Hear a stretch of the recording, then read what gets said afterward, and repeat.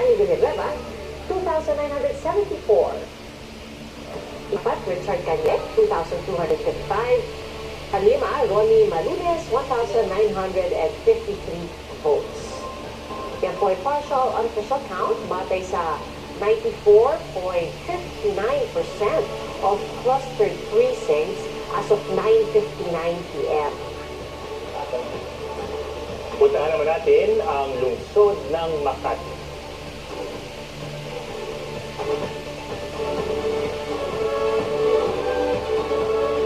Ito po ang partial unofficial tally as of May 12, 9:59 p.m. Votes from 105% of clustered precincts.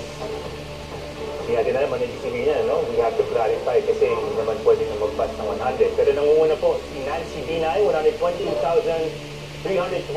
Number 2, Abby Luis Campos, 91,677. Number 3, Victor Neri, 2,277. At number 4, Orlando Stephen Solidum, 1,428. At ngayon po kuha tayo ng update sa Naga City at naroon si Salima Refra. Salima?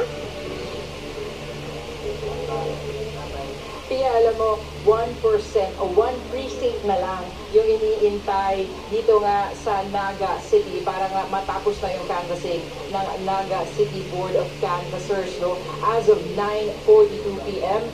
sa partial official canvass votes, si Lenny Robredo ay nakakuha na ng 83,284 votes.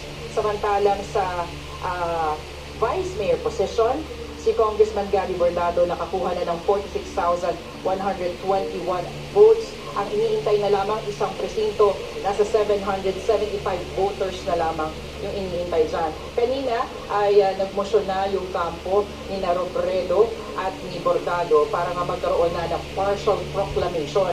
Pero nakiusap ang City Board of Canvassers na tapusin na lamang ang buong canvassing. At tatapusin na rin yung lahat ng papeles bago nga isagawa ang mismong proclamation. Pia. Alright, Salima. So kapag tinapos yan at hinintay nila na matapos lahat ng yan, anong oras inaasahang maisasagawa ang proklamasyon? Siguro, Pia, mga in 30 minutes, mga 1 hour. Basta dumating na dito yung